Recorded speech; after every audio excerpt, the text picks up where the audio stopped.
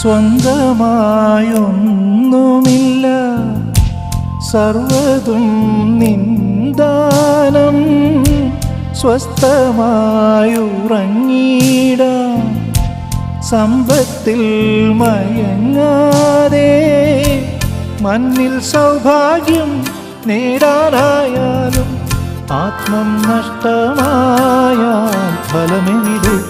ദൈവസ്നേഹം വർണ്ണിച്ചിടാൻ വാക്കുകൾ പോരാ,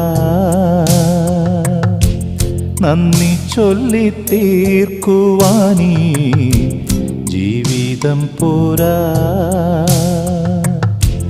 കഷ്ടപ്പാടിൻ കാലങ്ങളിൽ രക്ഷിക്കുന്ന സ്നേഹമോർത്താൽ എത്ര സ്തുതിച്ചാലും മതി വരുമോ?